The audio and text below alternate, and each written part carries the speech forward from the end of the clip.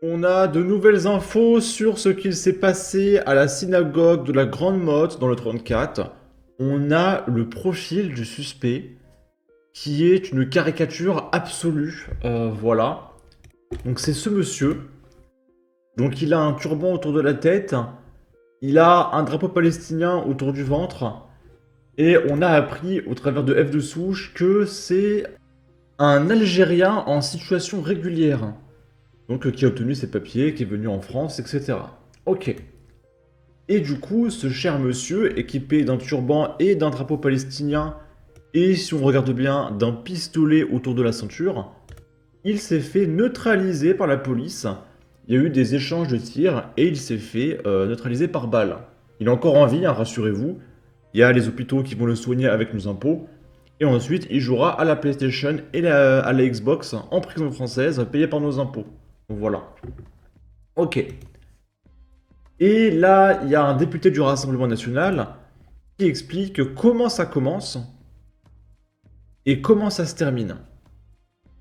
Parce que oui, quand tu as des députés qui représentent des millions d'électeurs complètement demeurés, qui agitent des drapeaux palestiniens et qui incitent à la haine, eh bien évidemment, tu as les plus extrémistes qui finissent par faire des choses. Et la LFI est directement responsable de ce genre d'événements quotidiens qu'on voit tous les jours. Et la France insoumise le sait très bien. Pourquoi? Parce que la France insoumise, qui n'en a absolument rien à faire de la mort des gens, qui ne tweet jamais, qui ne réagit à rien, pour cet événement, absolument tout le monde a réagi. Pour montrer qu'il condamne. Parce que s'ils ne condamnent pas, ça voudrait dire qu'ils soutiennent ce genre d'individu avec un drapeau palestinien.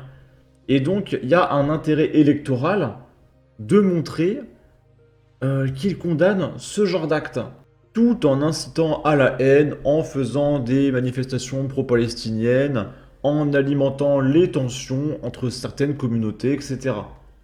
Et du coup, on va regarder un peu les réactions de tous les députés de gauche, mais tous, absolument tous.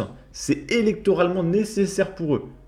Évidemment, ils s'en fichent de la mort des gens. Il faut qu'il y ait un intérêt électoral. Donc là, c'est Mathilde Panot. D'ailleurs, juste en dessous, il y a un mec qui montre une vidéo de militants pro-palestiniens qui appellent à tuer les gens. Mais ça, c'est pas grave. Profonde indignation face à la tentative d'incendie criminel de la synagogue de la Grande Motte. J'adresse à la communauté juive de France notre solidarité, pardon. MDR de LOL. PTDR de XD. C'est une blague. Pleine et entière face à cet acte odieux. Alors c'est un peu tard, hein, parce qu'en fait, la communauté que vous insultez jour et nuit, maintenant, elle vote à droite. Absolument tous votent pour le Rassemblement National. Hein. Ils vont pas voter pour vous. Hein. Donc ça sert à rien de faire du damage control. Jean-Luc Mélenchon qui dit « Incendie criminel contre la synagogue de la Grande Motte. Intolérable crime.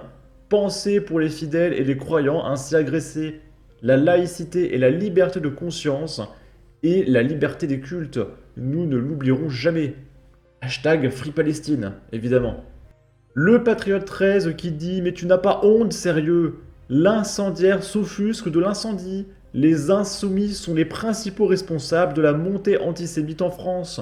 Ne venez pas pleurer pour vous refaire une virginité quand ça passe à l'acte. » Ok. Là, c'est Manon Aubry qui dit « Ignoble attaque très méchante contre la synagogue de la Grande Motte. Pensée pour les fidèles et solidarité avec l'ensemble de la communauté juive de France. » Et 2 jours plus tard, elle dira hashtag Free Palestine. Luttons pour la Palestine. La lutte contre l'antisémitisme et l'ensemble des racismes sera une priorité du gouvernement du nouveau Front Populaire, PTDR, 2XD, de LOL. Ok. Là, c'est François Hollande qui a fait alliance avec le nouveau Front Populaire, qui dit c'est la France qui est visée en dénonçant l'incendie devant la synagogue. Mais pardon? La France, elle est divisée, François Hollande. Mais c'est qui a appelé à faire des alliances ainsi que des techniques à base de désistement pour aller à l'encontre du vote des Français qui ont voté majoritairement pour le Rassemblement national et ainsi créer un blocage aux élections législatives et qu'on se retrouve avec aucun parti qui n'est majoritaire? Mais c'est qui est responsable de la division des Français, François Hollande? Je sais pas. Ensuite, je suis allé en navigation privée pour aller chercher les tweets de Manuel Bompard et Louis Boyard qui m'ont bloqué. Là, c'est Manuel Bompard qui dit soutien total aux citoyens de confession juive après l'explosion et l'incendie criminel à la synagogue de la Grande Motte. Et Louis Boyard, il n'a rien dit, il s'est contenté de retweeter le post de Mathilde Panot. Voilà, Flemme, il a fait hop, vite fait un retweet. Ça y est, je condamne, voilà. Ok. Là, c'est le pompon sur le gâteau. C'est Rima Hassan qui condamne. Oh! L'incendie de la synagogue de la Grande Motte est un acte criminel très méchant, intolérable. Nous ne le répéterons jamais assez. Il est de notre devoir à toutes et à tous de lutter contre tout acte et discours de haine raciale en tout temps et envers toutes les communautés. Pardon, Rima Hassan, je crois que j'ai pas compris. Donc je suppose que tu vas arrêter de cracher sur les Israéliens. Et je suppose qu'aux Jeux Olympiques, il n'y a absolument aucun député de la France Insoumise qui incitait à la haine envers la totalité des athlètes israéliens juste à cause de leur origine. Non, non, ça n'a jamais eu lieu. Ça n'a jamais eu lieu, Rima Hassan. Ok. Là, on a des nouvelles de ce qui s'est passé en Allemagne, parce que les dingueries, ça arrive par paquet de 3 tous les jours maintenant. Donc souvenez-vous, il y a un mec fou furieux qui avait planté 10 personnes, il y a eu 3 morts. Je sais pas pourquoi le patriote a parlé de 5 morts, mais il y a 3 morts. Et le mec s'est fait arrêter. Et du coup, c'est un migrant syrien, âgé de 26 ans. Et j'ai cru voir passer que Daesh a revendiqué l'acte de ce monsieur. Voilà. Donc je pense que tout va bien dans notre continent, dans notre merveilleuse Europe. Voilà, là c'est le monsieur qui le dit. L'attentat est revendiqué par l'État islamique en Solingen. L'homme de 26 ans, attaquant à la gorge et participant à une fête, a dit agir pour venger les Palestiniens. Oh, et, Rima Hassan, je comprends pas. C'est qui alimente la haine et le conflit israélo-palestinien?